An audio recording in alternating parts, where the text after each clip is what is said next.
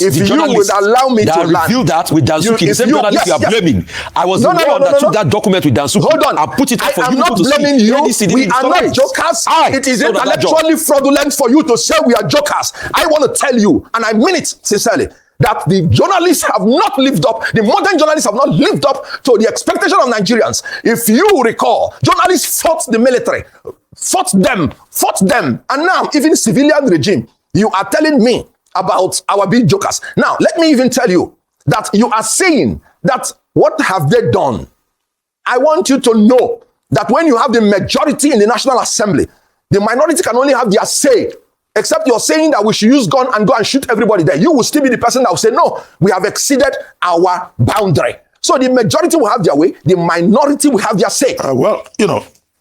Opposition parties complaining about... okay, good morning, Abati. Good morning, Rufai. Good morning. I just saw your beautiful faces now. Thank you. Okay, opposition parties complaining about the electoral timetable and the regulations and guidelines, and also querying certain sections of the Electoral Act 2026.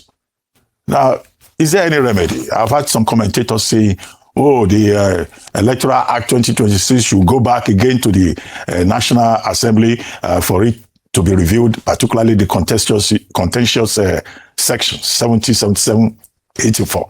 Is that practicable? Is it not better for the political parties, rather than complaining about what has been done, which is a done deal already, to just join the process and start this party registration process? Because for that law to be amended, it has to go back to the National Assembly. Is that feasible? Well, first of all, let me start with what the International Republican Institute and the National Democratic Institute said when they were part of the election observation mission in 2023 in Nigeria. When they saw the shenanigans and the perfidy that happened in 2023, they came to the inevitable conclusion that going forward, it will require the collective effort of all Nigerians to combat disenchantment, address grievances, and restore faith in electoral democracy.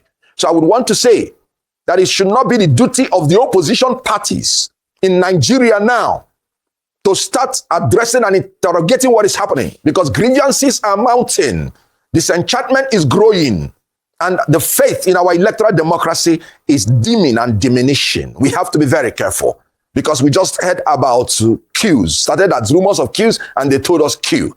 So the disenchantment is real. It's not the duty of the opposition parties alone. During the military regime, the activists were the ones who actually fought the military. We all have to come together if we don't want to go the way of Somalia, because APC is now trying to use the instrumentality of the institutions to rig election even before they happen. If you say, what is impossible about it? Before going to the recess in December, the National Assembly came to the conclusion that mandatory electronic transmission is guaranteed. They all agreed. When they came back, just because of a call from Tinubu, within 1 week, they dismantled it. Within 1 week, they brought in all these very demonic sections to subvert democracy. Within 1 week, they overhauled everything and changed everything for the worse. So everything can be done if the will is there. Within 1 week, it can be done. Dr. Abati, you recall, when Umaru Yar'Adua took ill and Section 145 nearly collapsed Nigeria, and I'm talking about constitution, in order to save this country, within 1 month, the constitution for the first time in Nigeria was amended. So there is nothing that is impossible. I'm talking about Section 145 then. So there's nothing that is even very, very difficult to amend in the constitution, if only they will hear the voice of reason to address grievances. Yes, the opposition parties, they are grieved because democracy is in danger. How can you, less than 2 months, you are telling the opposition people they have to provide digitalized membership register? That is in Section 77, and I will analyze it for you, break it down for you to know the mischief that is happening. The whole idea of amendment of laws is to cure mischiefs, but the amendment of laws under APC is to create mischief. That is why Nigeria is mischievously going down the drain. Section 77 said that, of course, political parties are body corporates with perpetual succession and with a common seal. that can sue and be sued in its own name. So the legal personality of political party is guaranteed. And then they should maintain a digital register that will contain the name, addresses, all local government polling units, and even the NIN, the national identification number of the members. And then this register is the one you must use. You can't use any other register for your primaries. And 21 days to the time that you want to do your primary, you must submit it to INEC. And anybody whose name is not written in the register cannot vote or be voted for. So all these things are to cage in the political parties, and they said any political party that does not submit that register is not eligible to field candidates. So you can see the booby traps. And of course, they are doing it also for self-preservation, because they know that APC will implode. So to make it impossible that whoever is shortchanged by their dubious direct primary choice, which they are imposing on all the parties, cannot go to any other party to seek relief or to seek election. This is all the things they are doing for self-preservation and to emasculate and strangle the opposition. Of course, you know they will fail. But what I'm saying is that we are tilting towards anarchy, and you can see what is happening. FCT municipal election, for instance, was organized under an unknown law, a law that was promulgated 3 days before the time. No movement was restricted for 24 hours almost before the election. Okay. So you don't even know what you are doing. You don't even know the law. Okay. Now again, they are bringing this Electoral Act and all the invidious amendments before an election. Not up to 6 months, according to the requirements of international standard. Okay. In the supplementary protocol of democracy and governance of ECOWAS. Okay, Mr. Okonkwo, thank you so much for that. So I want to ask you a question around, because I remember when there was a statement released by some opposition members coming out together against the Electoral Act of 2026. The question we asked on this table was, why now? Why has it taken this long? And to what extent would this letter or this statement of, the fact that you are not in alignment with the new Electoral Act, to what extent would it affect what is already on ground now? Rather, shouldn't the opposition parties find a way to work together and sort out some of the internal challenges that are preventing them, from actively taking part in Nigeria's democracy today? And so I want to pose that question to you. The act has been passed. Senator Kwemi Bamidele, the Senate leader, had said that, there was wide consultation done before, the National Assembly passed this law. So why now, and what would be achieved based on this, bearing in mind the limited time to election season? Should there not be other things that should be priority currently? Then, you talk about mischief, where your representatives not there at the National Assembly when the laws were being passed, and then you talk about digital membership. Are you saying that your political party does not have a digital membership register for its parties? Does the law have to compel you to do that? Shouldn't that be normal procedure? Well, according to Dresden James, he said, when a well-packaged web of lies is sold gradually to the masses over generations, truth will seem preposterous, and the speaker a raving lunatic. APC has told so much lies that if Nigerians are not careful, they will begin to believe their lies because it is sold to them over generations. Do you know, when you're talking about opposition, please give some credit to the opposition that we are even proactively attacking an electoral law which has not even been gazetted. APC has not even publicly published this law. We struggle to even get information. When you say why now, let me remind you, my dear Ayo, that it was not what was agreed to be passed before going on recess, which was by the unanimous consensus of everybody, including the opposition, including the APC, that was later on passed. And all these things happened within 1 week. And the APC has almost 2/3 of the National Assembly. Did you not see the bravery of the opposition members led by Senator Abati? Did you not see the bravery of the members of the House of Representatives? The opposition member, was he not Abdul Samad, Honorable Abdul Samad, that brave young man that alerted Nigeria about the forged tax law? Did you not see how the opposition even walked out crying APC, ole, buruku? And they were actually echoing what Senator Ndume called his own party, kleptomaniacs. Kleptomaniac is somebody that's a desperate thief. Ole buruku, abibeko. So the issue here is that we are in a regime that is both stealing and both lying by their own account, not me. Senator Ndume described them as kleptomaniacs and kleptocrats, as kakistocrats, the government by the worst of us and the government of desperate thieves. So the issue here is that opposition is doing their best. You are saying, where were we? We were here. We agreed. We were simply defrauded because all of us saw within 1 week, Senator Fabio destroyed all they came up with after he received a call from Tinubu and said, we are going back to the 22 Electoral Act. Everybody saw it. And then it was the opposition's resistance and Nigerians supporting that made them to even say, okay, they will do the electronic transmission with a proviso. So we are doing our best.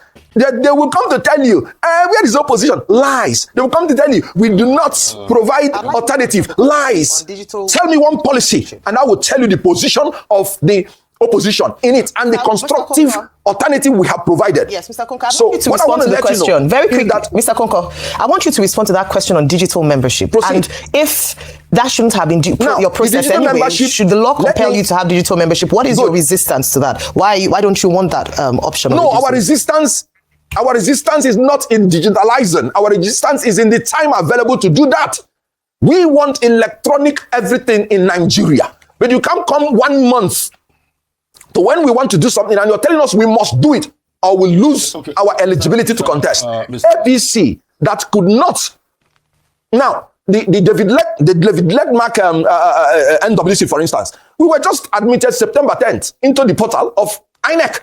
And then we started arranging our parties. APC started their own last year. It has been a party existing from 2013. So what we are asking for is time to do what we should do. We are not afraid of anything electronic. It is APC that is afraid of even electronic transmission of results. They that are saying that INEC will not have network. They are now saying we should digitalize within 1 month. Mr. Okonkwo, you know me, I fear nobody, and I'll tell you the way it is. Rufai Oseni, called the opposition ADC. That's why they are saying you're a lunatic, because you are saying the truth. A coalition of jokers. I called you guys a coalition of jokers, and I'll tell you why. Yes, you were correct on the score where you said that you people campaigned effectively, you showed dissent in the House.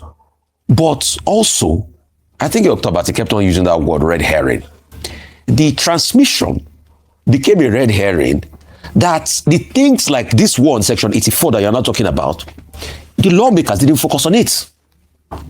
And they stylishly slotted that in. While you people were busy chasing the Section 60, 84 was slotted in, but the lawmakers didn't even quickly read for interpretation, and they quickly passed it, so they knew what they did. And that's why I keep saying, does the opposition as we speak today even have a research department that analyze, psychoanalyze, future analyze, scenario plans every policy and every move of the ruling party? If, for what it's worth, 2015, I was in the thick of it, I was on radio then, APC did a better job being in opposition. But I don't see that from a lot of you guys in the ADC. And that's why I say you guys are a coalition of, and that's why when you came 8 days after, I said, what are you people saying here? Because we were so focused on Section 60 that they put this and embedded other things. See, I want to tell you this. It is only Section 84 you are seeing. Do you even know the other things they've put that you don't know that they've signed into the law as we speak today?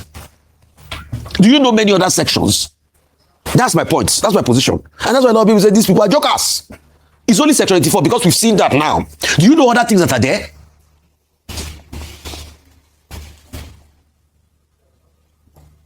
I would like you to respond to this point I made. All right. First of all, you're entitled to your own opinion, and I respect it. It is just like my saying that the journalists who are actually supposed to be the watchdog, that they are operating on the realm of intellectual fraud. Because you ought to be doing your investigative journalism, and you ought to be telling Nigerians what actually ought to be in the law. I just told you that APC could not even publish even the law they have passed. You were there when even after they made a law in Nigeria, they went and forged in other things and brought it to Nigerians. And yet you're saying that the people that are confronting them are jokers. And it was us, if the you would allow me that to revealed that with Dansuki, the same journalist you are blaming. I was the one that took that document with Dansuki. Hold on. And put it up for you to see. I am not blaming you. We are not jokers. It is intellectually fraudulent for you to say we are jokers. I want to tell you, and I mean it sincerely, that the journalists have not lived up, the modern journalists have not lived up to the expectation of Nigerians. If you recall, journalists fought the military, fought them, and now even civilian regime, you are telling me about our big jokers. Now, let me even tell you that you are saying that what have they done? I want you to know that when you have the majority in the National Assembly, the minority can only have their say. Except you're saying that we should use gun and go and shoot everybody there. You will still be the person that will say, no, we have exceeded our boundary. So the majority will have their way, the minority will have their say, and they are having their say. All the things you said we are embedded. They were not even published for argument. I told you they settled on particular provisions before coming back from recess. And when they came back from recess, it was different thing altogether. And the opposition still labored. They shut down the opposition. The committees, the two committees, harmonization, could not even meet. And you're telling, you're saying they are jokers? No. That's intellectually fraudulent. Okay. So I don't know whether. So the question I'll then ask, yes. Are you saying that journalists should do opposition work for you? Because that's the role of the opposition. You cannot. No. Or delegate your responsibility. We are doing our work.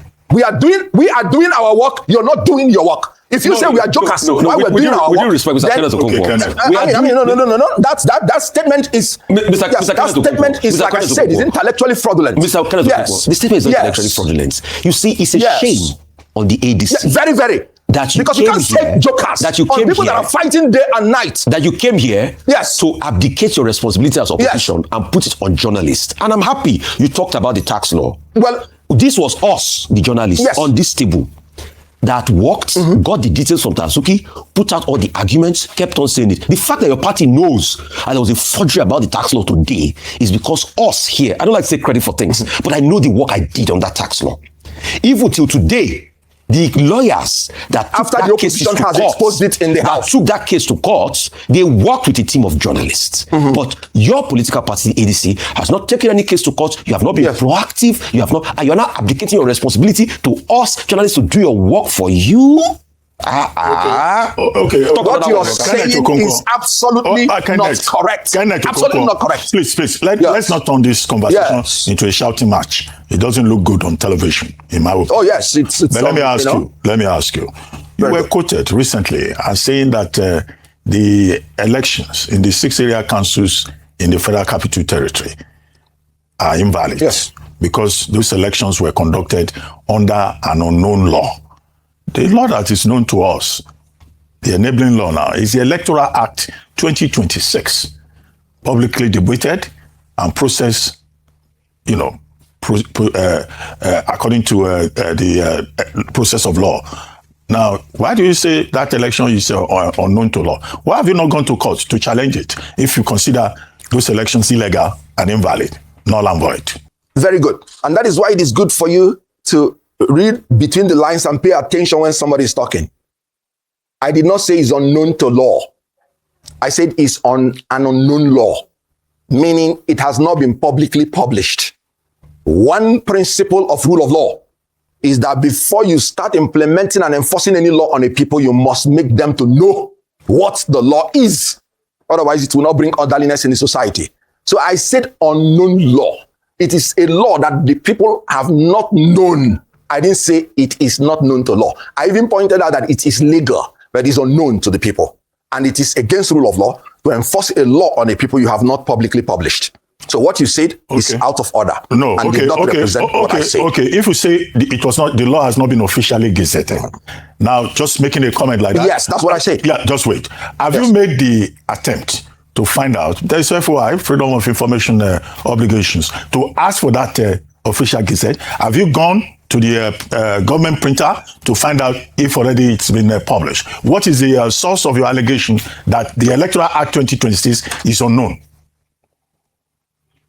Well, because I said, remember, I said as at the time the election was conducted. Because make an effort it was to find out. Signed on the Wednesday. Of course. You should know, of course. Now, it was signed on a Wednesday. Thursday is the only working day. Friday, broadcasts are shut down because for political parties or anything you have to say 24 hours before the election. And then Saturday, restriction was imposed almost 24 hours before the time. So within 24 hours on Thursday, it couldn't have been gazetted. Moreover, gazetting means making it public. Have you seen any copy? I have asked. I have inquired. Of course, the election is come and gone. So it is not a law known to Nigerians, but it's a law known to the law. Hold on. So you say it's not been published. Will electronic publication, because copies were immediately made available on WhatsApp and other channels, will that amount to publication? Well, I want to tell you that I have a copy of what you may be saying. It is not a gazetted copy of the government that I have. It is the one that the National Assembly passed as in their votes and procedure, but not in the gazetted copy of the government. If you have seen any, I would like to have one.